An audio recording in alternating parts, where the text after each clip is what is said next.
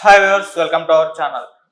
చంద్రబాబు నాయుడు గారు అండ్ పవన్ కళ్యాణ్ గారు ఇద్దరు కూడా ఢిల్లీ వెళ్ళి అక్కడ బీజేపీ నేతలతో సమావేశం అయ్యారు పొత్తుల విషయం పైన. మరి పొత్తులు వర్కౌట్ అవుతాయా అవ్వవా, అసలు బీజేపీతో పొత్తు కోసం ఎందుకు టీడీపీ జనసేన ప్రయత్నిస్తుంది? సో ఈ అంశం మీద డిస్కస్ చేయడానికి ప్రజెంట్ మనతో పాటు ప్రముఖ జనసేన లీడర్ చుక్క నాని గారు ఉన్నారు. వారితో ఒకసారి మాట్లాడతాను. అన్న నమస్తే. అన్న నమస్తే అన్న, ఏంటన్నా మరి చంద్రబాబు గారు ఢిల్లీ వెళ్ళారు, పవన్ కళ్యాణ్ గారు కూడా ఢిల్లీ వెళ్ళారు బీజేపీ నేతలతో అంటే పొత్తుల విషయమై డిస్కస్ చేయడానికి అంటున్నారు. మరి పొత్తులు వర్కౌట్ అయ్యే అవకాశం ఉన్న ఛాన్స్ ఏమైనా కనిపిస్తుంది అంటారు? 100% వర్కౌట్ అవుతుంది. ఎందుకంటే మేము స్టేట్ కోసం, స్టేట్ డెవలప్మెంట్ కోసం, స్టేట్ మంచి కోసం పోరాడుతున్నాం ప్రజల కోసం. కాబట్టి రేపు మేము అధికారంకి వచ్చిన తర్వాత మాకు సెంట్రల్ సపోర్ట్ ఎంతో అవసరం. ఎందుకంటే ఇప్పుడు ఉన్న అప్పులు అవన్నీ క్లియర్ చేసుకోవాలి, ప్రజలకు మంచి జరగాలంటే సెంట్రల్ సపోర్ట్, సెంట్రల్ ఆశీర్వాదాలు అనేది కంపల్సరీ స్టేట్ కావాలి. అందుకోసమని ఆల్రెడీ మా పార్టీ జనసేన పార్టీ బీజేపీతో అలయన్స్ ఉంది. మొన్న ఎలక్షన్స్ కాకుండా అంతకుముందు ఎలక్షన్స్ ముగ్గురు కలిసే పోటీ చేసినాం. కాబట్టి లాస్ట్ టైం కుదరలేదు కాబట్టి ఈసారి కంపల్సరీ మేము పొత్తులో వెళ్ళి 100% ప్రభుత్వాన్ని స్థాపిస్తామని. ఓకే, అంటే అన్న బీజేపీతో పొత్తు ఏర్పాటు చేసుకుంటే కొన్ని సర్వేలు చెప్పడం చూస్తున్నాం, టీడీపీ జనసేన గెలుబాబు అని చెప్పేసి చెప్తున్నాయి. మరి దాన్ని ఏ విధంగా చూడొచ్చు? ఏ సర్వే చెప్పింది గెలవని? కొన్ని మామూలుగా సర్వేలు రావడం చూస్తుంటాం. ఇప్పుడు ఇండియా టుడే చెప్పింది. ఇండియా టుడే అనేది మామూలు మాట కాదు కదా, దేశవ్యాప్తంగా ఉన్న ఒక సంస్థ. ఆ సంస్థనే సర్వే చేసి టీడీపీ జనసేన అలయన్స్ లో గెలుస్తా ఉన్నారు అని చెప్తా ఉంది. అంతకంటే పెద్ద సర్వే ఏముంటుంది చెప్పు? క్లియర్, మేము ప్రభుత్వాన్ని స్థాపిస్తా ఉన్నాం 2-3 నెలల్లో, మీరు చూస్తారు. అండ్ బీజేపీకి ఇక్కడ అసలు 1% కూడా ఓటింగ్ లేదు. మరి అటువంటి బీజేపీ తోటి టీడీపీ జనసేన ఎందుకు పొత్తు కోసం ప్రయత్నిస్తున్నారు? నేను చెప్పిన కదా, రేపు మన ఒక తెలుగు రాష్ట్రం మంచిగా ఉండాలి, రేపు ఉన్నప్పుడు క్లియర్ కావాలి, ఇంకా కొన్ని నిధులు కావాలంటే 100% సెంట్రల్ సపోర్ట్ అనేది కావాలి. సెంటర్ లో బీజేపీ ఉంది కాబట్టి రానున్న రోజుల్లో కూడా మళ్ళీ బీజేపీ వస్తుంది కాబట్టి దాని ఒక మద్దతు కంపల్సరీ ప్రజలకు కావాలి. అందుకోసం అని కొత్త వెళ్ళడం ఓకే, అటు జగన్ గారు కూడా ఢిల్లీ వెళ్ళి మరి ప్రధాని నరేంద్ర మోదీ గారితో మీటింగ్ ఏర్పాటు చేసుకున్నారు కదా, మరి ఏంటి ఉద్దేశం? ఏముంటదబ్బా, లాస్ట్ టైం గీతనే పోయి బతలాడు కాదు, ఏదో ఏదో బతలాడేదో తెచ్చుకుండు. ఈసారి కూడా అదే ప్లాన్ వర్కౌట్ అవుతా అని మళ్ళీ వెళ్ళిండు. కాబట్టి ఏమైపోయిందంటే లాస్ట్ టైం వేరే సిచ్యువేషన్ ఉండే, ఇప్పుడు వేరే సిచ్యువేషన్ ఉంది. రాష్ట్రం అనేది అప్పులలో మునిగిపోయింది. సెంట్రల్కి వెళ్ళి నిన్న వెళ్ళినా కూడా చెప్పినా కూడా వాళ్ళు ఏమంటారు చెప్పు, వాళ్ళ రాష్ట్రాన్ని అప్పుల దాంట్లో నూకేసింది అనమాట. మళ్ళీ ఇంకోసారి అధికారం ఇస్తా మళ్ళీ ఇంకా అప్పుల దాన్ని కూలుతాయి. ఇప్పుడు 8 లక్షలు 10 లక్షలు ఉంది కదా, 15-20 లక్షలకి వెళ్ళిపోతుంది. అప్పుడు అప్పుడు ఆంధ్రప్రదేశ్ రాష్ట్రాన్ని తెలంగాణకు, ఇటు మహారాష్ట్రకు దేనికో అమ్మాయిల్సి వస్తున్న పరిస్థితి ఉంటది.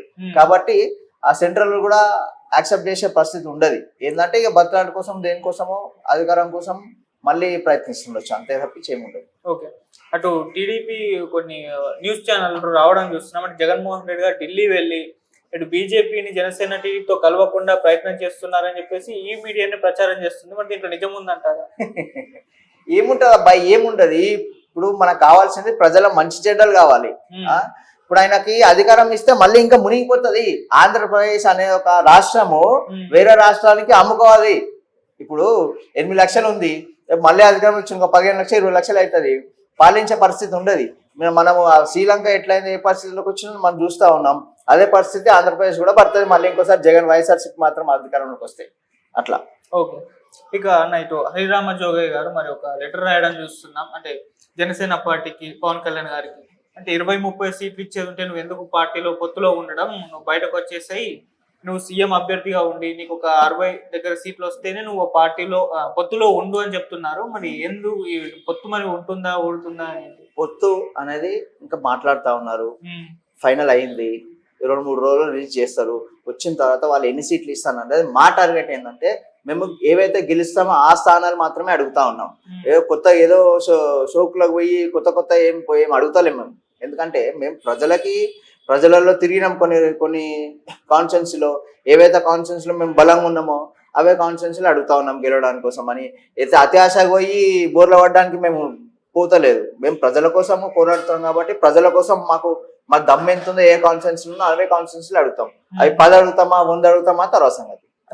రిలీజ్ అయినాక మీకే తెలుస్తాయి ఎన్ని మన పొత్తులు వస్తాయి అనేసి. ఎందుకంటే ఇప్పుడు 3 పార్టీలు పొత్తులు ఉన్నాయి కదా, చెడు సంబంధంగా చూసుకొని బలబలాలు చూసుకొని ఏ పార్టీకి ఎంత వస్తే మేలు జరుగుతుంది, ఏ పార్టీకి ఎంత వస్తే జరుగుతుంది దాన్ని చూసుకొని ఉంటది. మరి హరిరామ జోగి గారి లెటర్ గురించి ఏం చెప్తారు? అరుణ్ జవహర్ రెడ్డి అంటే ఆయన ఏంటంటే నీతి నిజాయితీ ఉన్న నాయకుడు పవన్ కళ్యాణ్. ఈయన వస్తే ఆంధ్రప్రదేశ్ రాష్ట్రానికి ఇంకా ఇంకా బాగా, ఇప్పుడు ఈయన సొంత డబ్బులే ప్రజలకు ఇస్తా ఉన్నాడు కదా, ఇంకా ఇంకా బాగా జరుగుతుందని ఒక ఆలోచన పట్టుకు ఈయనే పవన్ కళ్యాణ్ గారే అధికారం ఈ సీఎం కావాలనే ఒక ఆలోచన ఆయనది. ఎందుకంటే ఆయన ఉన్న అనుభవం ముందు ఈ తెలుగు రాష్ట్రాల్లో ఒక మంచి చెడ్డలు చూస్తూ ఉన్నాడు అప్పటి నుంచి ఇప్పటి వరకు. కాబట్టి ఈ మంచి జరగాలంటే పవన్ కళ్యాణ్ ఒక వ్యక్తి రావాలనే నాకు ఆలోచన. అందుకోసం అనేది పవన్ కళ్యాణ్ గారిని ముందు పెడతా ఉన్నారు. ఓకే, అంటే కొంతమంది వైసీపీ ఇతనితో ఇలా చెప్పిస్తుంది అని సోషల్ మీడియాలో ఇలా వార్తల్లో రావడం ప్రచారం చూస్తున్నాం కదా, మరి దీంట్లో నిజం ఉందంటారు? అట్లేముంటది అబ్బా, ఇప్పుడు వైసీపీ మీదనే కదా ఆయన నిరాదీక్ష చేసినప్పుడు, వైసీపీ మీద నిరాదీక్ష చేసిన మనిషి ఆయన వైసీపీకి ఎట్లా ఉంటాడు? అది కాదు అది. ఓకే, ఇటు చూస్తే అన్న మరి ఎలక్షన్స్ అయితే దగ్గరలో ఉన్నాయి. పవన్ కళ్యాణ్ గారు ఎందుకు జనంలోకి ఎక్కువగా వెళ్ళట్లేదు? అంటే చూస్తున్నాము, అంతకుముందు దాకా వారాహి యాత్రను ఫుల్ జనంలో ఉండేవారు, గట్టిగా మాట్లాడేవారు. సో ఇప్పుడు చూస్తే గత కొంతకాలం నుంచి సైలెంట్ అయిపోయారు అన్న వార్తలు వినిపిస్తున్నాయి. మరి ఎందుకు ఇంకా జనంలోకి వెళ్ళట్లేదు? పార్టీని పవన్ కళ్యాణ్ గారు ప్రెజెంట్ ఉన్న షెడ్యూల్లో పార్టీని ప్రజలకి ఏ విధంగా తీసుకుపోవాలి, ప్రజలకి ఏ నాయకుడు అయితే మేలు జరుగుతుంది అనే దాంట్లో తిరుగుతా ఉన్నారు, ఆ దాంట్లో బిజీ ఉన్నారు. ఈ తొందరలోనే పవన్ కళ్యాణ్ వారాహి మీద ప్రజల దగ్గరికి వెళ్ళడం మాత్రం రానున్న రోజుల్లో జరుగుతూ ఉంటది. ఒక్కసారి పవన్ కళ్యాణ్ గారు ప్రజలకు వెళ్తే గెలుపు మాత్రం 100% జనసేన, టీడీపీ, బీజేపీ అలయన్స్ లో 100% అధికారంలోకి వస్తుంది. ఓకే, అంటే ఇప్పుడు తొందరలో మరి ఏప్రిల్లో అంటున్నారు ఎలక్షన్స్, మరి మార్చిలో స్టార్ట్ చేసే అవకాశం ఏమన్నా ఉంటుందా పవన్ కళ్యాణ్ గారు ప్రమోషన్స్? లేదు, ఇప్పుడు ఎట్లా అంటే ప్రచారం అనేది షెడ్యూల్ ఇప్పుడు ఎట్లా అంటే 119 కాన్స్టిట్యున్సీలు తిరగాలి ఆయన. 119 కాన్స్టిట్యున్సీలు ఇప్పుడు ఇవి ఏవి, ఇప్పుడు మన 119 కాదు 175 కాన్స్టిట్యున్సీలు తిరగాలి. 175 కాన్స్టిట్యున్సీలు తిరగాలంటే ఆయన షెడ్యూల్ ప్లాన్ చేసుకొని ఇప్పుడు మాకు ఇచ్చిన టికెట్లు ఏవైతున్నాయో అందులో తిరిగి టీడీపీ దాంట్లోకి తిరిగి మళ్ళీ బీజేపీ దాంట్లో తిరగాలి కదా. ఆ షెడ్యూల్ ఇప్పుడు ఎలక్షన్స్ కోడ్ రాగానే దాని తగ్గట్టు ఏ రోజు ఎక్కడ వెళ్తే బాగుంటుంది అనేది కంపల్సరీ ఒక రోజున ఒక కాన్స్టిట్యున్సీ కానీ 2-3 కాన్స్టిట్యున్సీలు తిరిగే ఒక టైం ఉంటుంది. ఓకే, జగన్మోహన్ రెడ్డి గారేమో విడతల వారిగా అభ్యర్థుల్ని ప్రకటిస్తూ వస్తున్నారు. సో ఇప్పటికి 6 విడతల్లో రిలీజ్ చేసేసారు.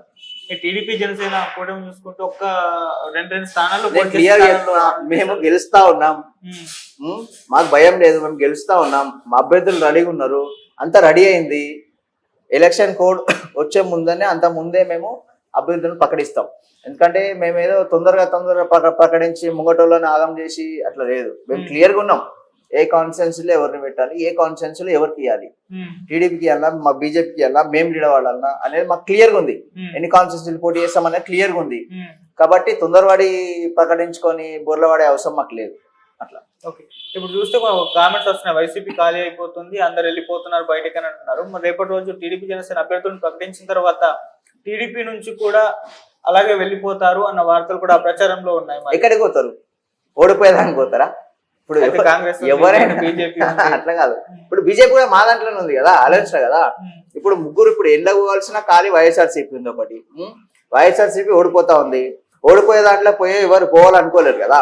ఇప్పుడు పార్టీని నమ్ముకొని ఉన్నాడు, చచ్చినా బతికినా పార్టీలోనే ఉంటాడు. కాబట్టి మా దాంట్లో నీతి నిజాయితీగా పనిచేసే నాయకులు ఉన్నారు. వాళ్ళని కష్టపడే నాయకులను తీసుకొచ్చి మేము పెట్టుకున్నాము. చాలా కింది స్థాయి నుంచి పైకి వచ్చిన వాళ్ళని మేము పార్టీలో పెట్టుకున్నాం. ఏదో తప్పించి కోట్లున్నో డబ్బులున్నో తీసుకొచ్చి మా పార్టీలో చేర్చుకోలేదు. అట్లాంటివి చేర్చుకునే పరిస్థితి కూడా లేదు. అంటే టీడీపీ నుంచి అన్న ఇప్పుడు టీడీపీ త్యాగం చేసుకోవాలి సీట్లని, జనసేన కేటాయించాలి, బీజేపీ వస్తే బీజేపీ కేటాయించాలి. సో వాళ్ళకి కేటాయించినప్పుడు ఇక్కడున్న టీడీపీ లీడర్స్ ఉంటారు కదా, వాళ్ళైతే ఖచ్చితంగా ఏమంటున్నా రెబల్స్ గా మారుతారు. ఇప్పుడు నువ్వు గెలుస్తావా నేను గెలుస్తావా కాదు, ప్రజలు ఆంధ్ర ప్రజలు అనేటోళ్ళు మునుగుతా ఉన్నారు. వాళ్ళు మునగకుండా కాపాడుకునే బాధ్యత జనసేన, టీడీపీ, బీజేపీ మీద ఉంది. కాబట్టి నేను ఏమంటున్నా అంటే మేము సీట్ల కోసం కొట్లాడట్లేదు, ప్రజల మంచి చెడ్డ కోసం కొట్లాడుతున్నాం. రేపు రోజు గెలిస్తే మేమే అధికారం ఉంటాం కదా, మాకేం కావాలి ఇంకా చెప్పు. అధికారం మాలే ఉంటది. కొత్తగా చేయాల్సిన ఆల్రెడీ టీడీపీ అధికారం చూసింది. ఆల్రెడీ ఉన్న ఎమ్మెల్యేలు ఆల్రెడీ ఎమ్మెల్యేలు అయ్యారు, ఎంపీలు అయ్యారు, అందరు అయ్యారు. మళ్ళీ కొత్తగా ఏం చేసేది ఉంటుంది చెప్పు. అందుకే నేను ఏమంటున్నా అంటే నేను ఇంకొకరు గెలిచేటోళ్ళు కాదు, ఆ కాన్సెప్ట్ కాదు. ప్రజలు మునుగుతా ఉన్నారు. ప్రజల కోసం మేము మా సీట్లకి త్యాగం చేయడానికి సిద్ధం, ఏదైనా సిద్ధం ప్రజల కోసం. ఓకే, అటు చూస్తే మరి తెనాలి సీట్ ఇంకా కన్ఫర్మ్ అయితే అవ్వలేదు. మరి నాదెండ్ల మనోహర్ గారు అంటున్నారు, ఆలపాటి రాజా గారు అంటున్నారు. మరి ఆలపాటి రాజా గారికి ఇచ్చే ఛాన్స్ ఉందని కూడా అంటున్నారు. నాదెండ్ల మనోహర్ మరి త్యాగం చేస్తారా? త్యాగం చేస్తారు కాదబ్బా, ఎందుకంటే నాయన్ల మనోహర్ గారు అనేది వాళ్ళ డాడీ పనిచేసిన అదే కాన్స్టిట్యూన్స్ లా, ఈయన పనిచేసినారు. ఉమ్మడి రాష్ట్రం స్పీకర్ ఉన్నప్పుడు ఎమ్మెల్యే, తెనాలి ఎమ్మెల్యే. కాబట్టి నాయన్ల మనోహర్ గారికి ఇచ్చే ఛాన్సెస్ ఎక్కువ ఉంటాయి.